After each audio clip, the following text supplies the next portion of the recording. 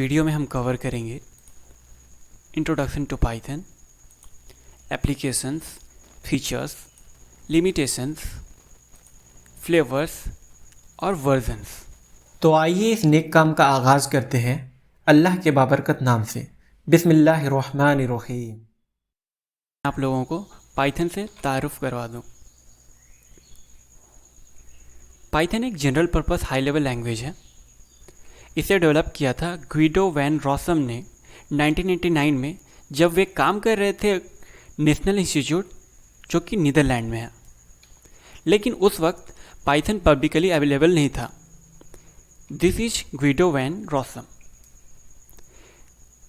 Python को publicly available कराया गया था 20 फरवरी 1991 में।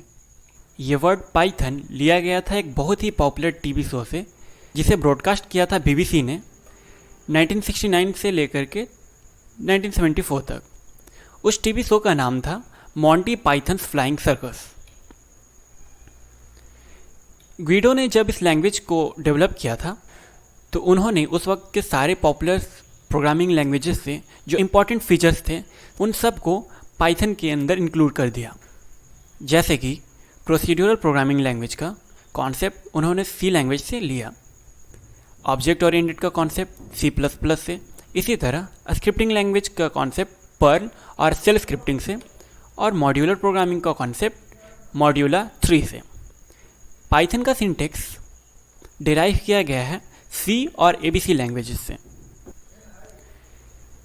अब बात करते हैं कि पाइथन के क्या क्या एप्लीकेशंस हैं। पाइथन को ऑलमोस्ट हम लोग हर फील्ड में इस्तेमाल कर सकते हैं। For example desktop application development, web application development, network programming, game development, data analysis, machine learning, artificial intelligence, IoT programming, almost everywhere. यहाँ तक कि जो बड़ी बड़ी कंपनियाँ हैं जैसे कि Google, IBM, Microsoft, Yahoo, NASA, ये सभी इंटरनली पाइथन का ही इस्तेमाल करती हैं। अब बात करते हैं पाइथन की क्या क्या फीचर्स हैं।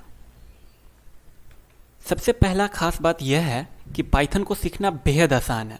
जब आप पाइथन के किसी प्रोग्राम को पढ़ेंगे तब आपको ऐसा महसूस होगा जैसे आप इंग्लिश पढ़ रहे हो।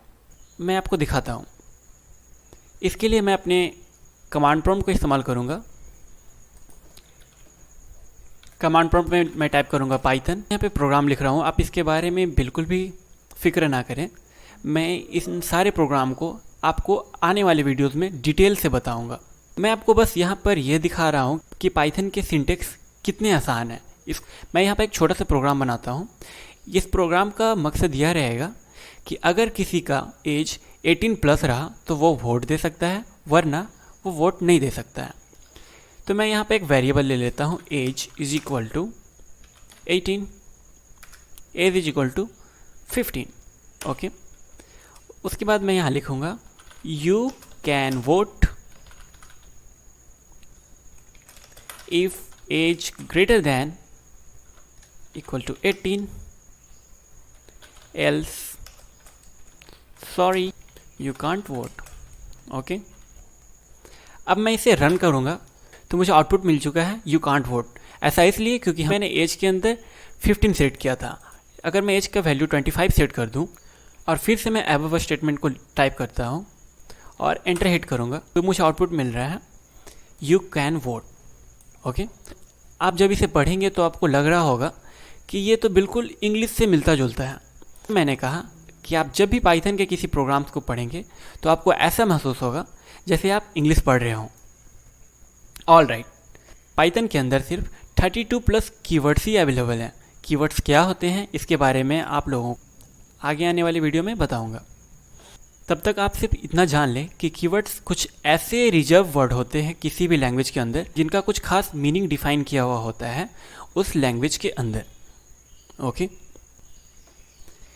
पाइथन का सिंटेक्स बेहद आसान है। अभी मैंने आप लोगों को एक प्रोग्राम दिखाया था, आप उससे ये अंदाज़ा लगा सकते हैं कि पाइथन का सिंटेक्स कितना आसान है।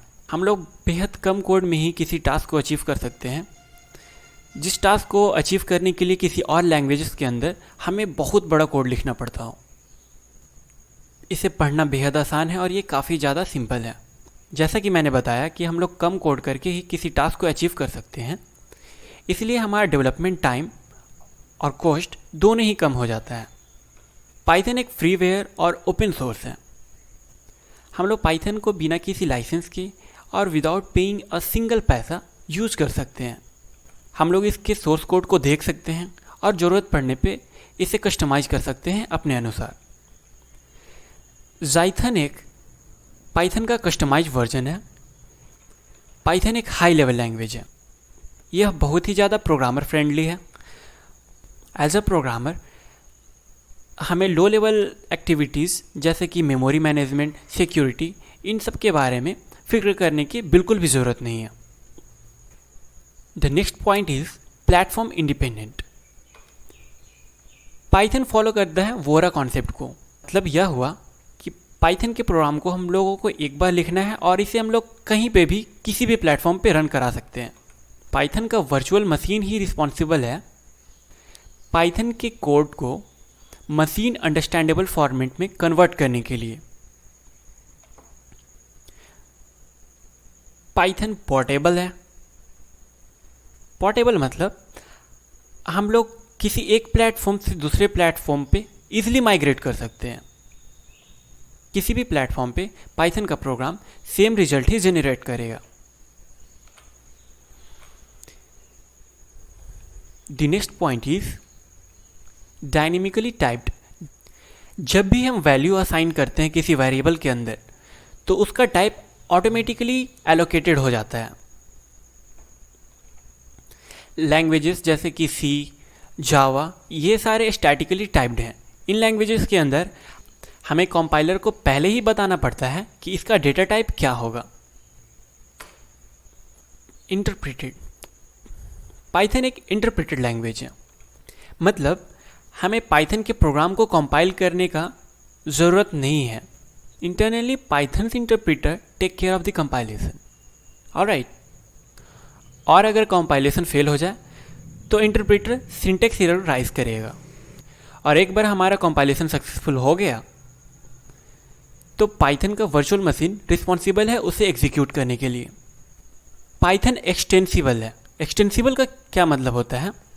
एक्सटेंसिबल बोले तो किसी और लैंग्वेज का लिखा हुआ प्रोग्राम को हम पाइथन के अंदर इस्तेमाल कर सकते हैं, जिससे हमें फ़ायदा होता है कोड रीयूजेबिलिटी का और हम इसके परफॉर्मेंस को और भी बेहतर कर सकते हैं। मैं आपको इसे ग्राफिकली शो करता हूँ। और मान लीजिए मेरे प्रोजेक्ट्स का कुछ पार्ट ऑलरेडी सी में लिखा हुआ है और कुछ पार्ट्स जावा में लिखा हुआ है। तो मैं इन कोड्स को वापस से दोबारा पाइथन में लिखने के बजाय डायरेक्टली इन कोड्स को पाइथन के अंदर यूज कर सकता हूँ। हमें फिर से इन कोड को दोबारा से लिखने का बिल्कुल भी ज़रूरत नहीं है। तो आप यहाँ से देख सकते हैं कि हम इससे अपने टाइम को बचा सकते हैं और अपने परफॉर्मेंस को बूस्ट कर सकते हैं। आप लोगों को यह भी पता है कि सी के अंदर लिखा हुआ कोई भी कोड बहुत ही ज़्यादा फास्टली एग्जीक्यूट करता है किसी और लैंग्वेज के मुकाबले में। तो इसे हम अपने परफॉर्मेंस को भी बेहतर कर सकते हैं और इन कोड को यूज कर सकते हैं अपने पाइथन प्रोग्राम के अंदर। इसलिए यह हमें कोड रीयूजेबिलिटी भी प्रोवाइड करता है। इसीलिए पाइथन एक एक्सटेंसिबल लैंग्वेज है। Alright. Next point is embedded. Embedded बिल्कुल एक्सटेंसिबल का बरक्स है। इसका मतलब यह हुआ कि मान लीजिए ये मेरा जावा का प्रोग्राम है और ये मेरा पाइथन का प्रोग्राम है।